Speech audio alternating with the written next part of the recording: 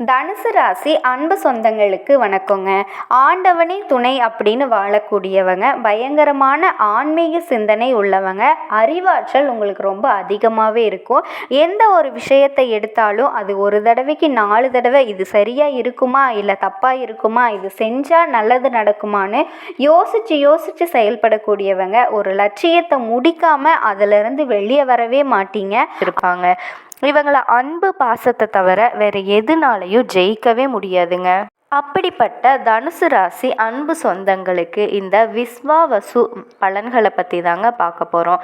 விஸ்வாவசு அப்படின்னா விஸ்வம் அப்படின்னா உலகம், வசு அப்படின்னா நிறைவு. விஸ்வாவசு அப்படின்னா உலக நிறைவு அப்படிங்கிறதாங்க பொருளே. அதனால் உலகம் முழுவதுமே நிறைவான அமைதி நிலைவதற்காக இடைக்காடர் அப்படிங்கிற சித்தர் வச்ச பேர் தாங்க விஸ்வாவசு அப்படிங்கிற தமிழ் பெயர். அதாவது உலக நிறைவு அப்படிங்கிறதோட பொருள்.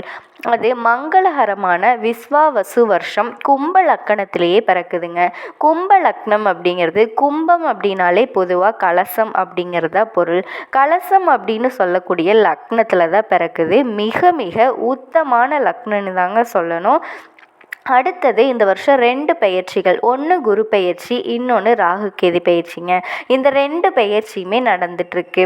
ஆல்ரெடி சனி பெயர்ச்சி முடிஞ்சிருச்சு. இந்த ராகு கேது பெயர்ச்சியும் குரு பெயர்ச்சியும் நடக்க போகுதுங்க. திருக்கணிதப்படி ஏற்கனவே சனி பெயர்ச்சி முடிஞ்சிருச்சு. வாக்கியப்படி அடுத்த மார்ச் மாதம்தான் உங்களுக்கு சனி பெயர்ச்சி. இருந்தாலுமே திருக்கணிதப்படி அப்படின்னா வானிலை ஆராய்ச்சியோட மையமாக கொண்ட அந்த பயிற்சி தான் திருக்கணித பயிற்சி. அந்த திருக்கணித பயிற்சி போன மாதமே முடிஞ்சிருச்சு. இந்த வருஷத்தில் குரு பயிற்சி ராகு பயிற்சி 2 மட்டும்தான்.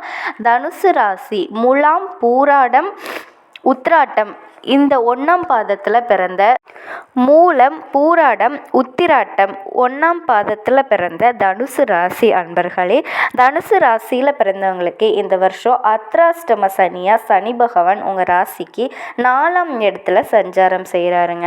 அதனால் இந்த வருஷம் நண்பர்கள் உறவினர்கள் மூலமாக சின்ன சின்ன பிரச்சனைகள் ஏற்பட்டு அது சரியாகும். ஆனால் பெரிய தோஷங்களில் ஏற்படுத்தாது. ஏன்னா மே மாதம் 14ஆம் தேதி வருகிற குரு பெயர்ச்சியின் மூலமாக உங்கள் ராசி குருவோட பார்வை முழுவதுமாக கிடைக்குதுங்க. குரு உங்கள் ராசியை முழுமையாக பார்க்குறாரு. அதனால் தெய்வ பலம் இருக்கிறதுனால இந்த அர்த்தாஷ்டம சனி தோஷம் உங்களை எதுவுமே செய்யாது. அதனால் கவலைப்படுறதுக்கு ஒன்றுமே கிடையாது.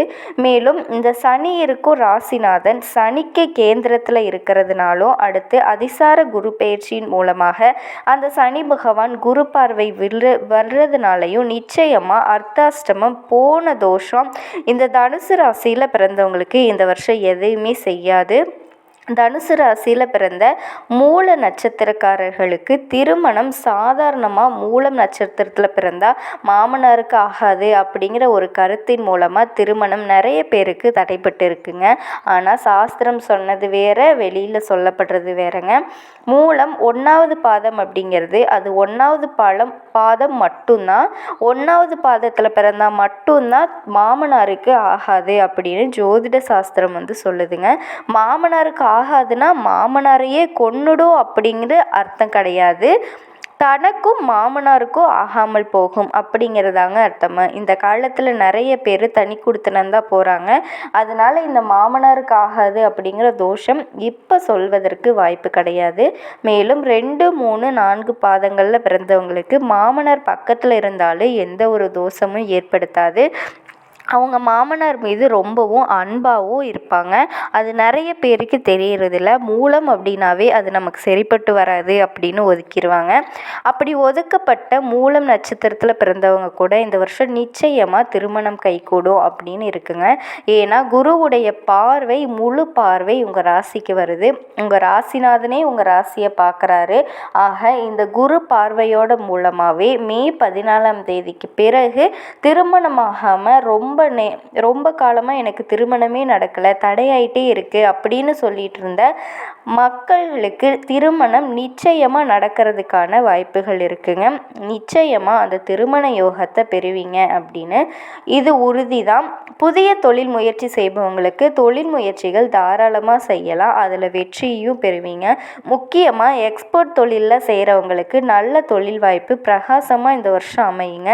இந்த வருஷத்தில் எக்ஸ்போர்ட்டில் திடீர் மாற்றங்கள்லாம் ஏற்படும். இந்த தொய்வு இந்த வருஷம் மே மாதத்துக்கு பிறகு ஏற்படாது. தொய்வான எக்ஸ்போர்ட்டில் கூட மே மாதத்துக்கு அப்புறம் நிச்சயமாக நல்லபடியாக நடக்கும். இந்த வருஷம் உத்தியோகஸ்தர்களுக்கு பதவி உயர்வு கண்டிப்பாக கிடைக்குங்க. அதன் மூலமாக இடமாற்றங்கள்லாம் ஏற்படும். அந்த மாற்றங்கள்லாம் நல்ல மாற்றங்களாகவே அமையும். திருமணமாகாத ஆண்களுக்கும் பெண்களுக்கும் திருமணம் கைகூடுறதுக்கான வாய்ப்புகள் இருக்குது. குடும்பத்தில் குதூகலம் இருக்கும், சந்தோஷம் இருக்கும். இத்தனை நாள் இருந்த கஷ்டம்லாம் இருக்காது. அதே மாதிரி இந்த வருஷம் குழந்தை பாக்கியம் இல்லாதவங்களுக்கு மருத்துவ உதவி இல்லாமலேயே குழந்தை பாக்கியம் கிடைக்கிறதுக்கான வாய்ப்புகள் இருக்குதுங்க. இந்த வருஷம் வீடு மனை வாங்குவதற்கான முயற்சிகள்லாம் செய்யுங்க. நிச்சயமாக அது நல்லபடியாக நடக்கும். புதிய வாகனங்கள்லாம் வாங்குங்க. அதன் மூலமாக குடும்பத்தில் சந்தோஷம் ஏற்படுத்தி கொடுக்கும். பெண்களுக்கும் நல்ல ஏற்றத்தை தரக்கூடிய வருஷமாக தான் இந்த வருஷம் இருக்குதுங்க. கணவன் மனைவிக்குள்ளே இருக்க பிரச்சனைகள் தீர்ந்து அதை ஏற்படுத்தி கொடுக்குற கணவன் உங்களுக்கு அவர் மீது ரொம்பவே அன்பு செலுத்துவீங்க. அவரும் உங்ககிட்ட ரொம்பவே அன்பு செலுத்துவார். பரஸ்பர நட்பு ஏற்படும். கடந்த காலங்களில் இருந்து வந்த கருத்து வேறுபாடுகள் எல்லாமே முடிஞ்சு இந்த வருஷம் நல்ல சந்தோஷத்தையும் அமைதியும் பெறுவீங்க. உங்களோட குழந்தைகளும் நல்ல முன்னேற்றத்தை அடைவாங்க. குழந்தைகளோட முன்னேற்றத்தை பார்த்து நீங்களும் சந்தோஷப்படுவீங்க. இந்த வருஷம் விவசாயிகள் எதை பயிரிட்டாலோ அதில் நல்ல மகசூலை பெற்றுவீங்க. அரிசி தவிர மற்ற எல்லா தானியங்களும் உங்களுக்கு முன்னேற்றத்தை தான் ஏற்படுத்தி கொடுக்கும். நல்ல வருமானத்தை ஏற்படுத்தி கொடுக்கும். உங்கள் பயிர்கள் எல்லாமே நல்லா விளையும்னு தான் சொல்லணும். அதன் மூலமாக நல்ல லாபத்தை பெற்று அருகில் இருக்கிற விவசாய நிலத்தையும் வாங்கக்கூடிய சூழ்நிலைக்குள்ளே ஏற்படலாம். கண்டிப்பாக உங்களுக்கு நல்லது மட்டும்தான் நடக்கும். உங்களுக்கு ஏற்படுது. இந்த வருஷம் வயசானவங்க எந்த இடங்களுக்கு போனாலும் நல்ல தரிசனம் கிடைக்குங்க. தெய்வ ஸ்தலங்களுக்கு யாத்திரை செய்வீங்க. நல்ல தரிசனம் கிடைக்க பெறுவீங்க. வெளிநாடு யாத்திரைகள்லாம் செய்யக்கூடிய முயற்சிகள், வெளிநாடு யாத்திரை உங்களுக்கு வெற்றியை கொடுக்கக்கூடிய வாய்ப்புகள் இருக்குங்க. இந்த வருஷம் மாணவர்கள் நல்ல மதிப்பெண்களை பெறுவீங்க. நல்ல கல்லூரிகளில் இடம் கிடைக்கும். நீட் தேர்வில் எழுதுங்க. செலவில்லாமல் மருத்துவம் படிக்கக்கூடிய அந்த வாய்ப்பு உங்களை தேடி வரும். இந்த வருஷம் படித்த மாணவர்களுக்கு நல்ல ஒரு வேலை வாய்ப்பும் கிடைக்கிறதுக்கான வாய்ப்புகள் இருக்குங்க. வேலை வாய்ப்பு வெளியூர் அல்லது வெளிநாட்டில் அமைவதற்கான வாய்ப்புகளும் இருக்குது. அல்லது வெளிநாட்டு கம்பெனியில் வேலை வாய்ப்பு கிடைக்கக்கூடிய வாய்ப்புகள் இருக்குது. வேலை செய்கிற இடத்துல வேலை பலம் கொஞ்சம் அதிகமாக இருந்தாலும் அதை கண்டு சலிச்சிக்காமல் வேலை செய்யுங்க. அதற்குரிய ஊதியம் உங்களுக்கு நிச்சயமாக கிடைக்கும். உங்கள் வீட்டில் இருக்க தாத்தா பாட்டி போன்றவங்களோட அனுகூலம் உங்களுக்கு இருக்குது.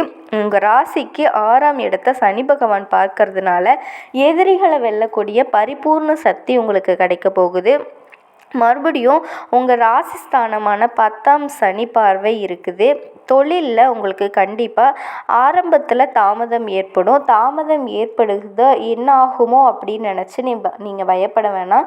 எதிர்காலம் உங்களுக்கு சிறப்பாக அமைகிறதுனால அந்த தாமதம் எல்லாமே விலகிடும். உங்கள் ராசிக்கும் சனியோடைய பார்வை இருக்குது.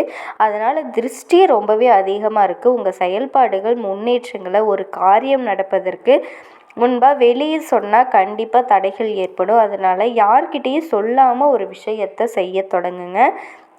அது கண்டிப்பாக காரியங்களில் வெற்றியை ஏற்படுத்தி கொடுக்கும். கடந்த காலங்களில் நீங்கள் செஞ்ச எல்லா பூஜைகளுக்கும் இந்த வருஷம் நல்ல பலனை ஏற்படுத்தி கொடுக்க போகுது. கடந்த காலம் நீங்கள் உழைச்ச உழைப்புக்கு எல்லாமே இந்த வருஷம் நல்ல ஊதியம் உங்களுக்கு கிடைக்க போகுது. பழைய பாக்கிகள்லாம் வசூலாகும். நல்ல யோகத்தை ஏற்படுத்தி கொடுக்கும்.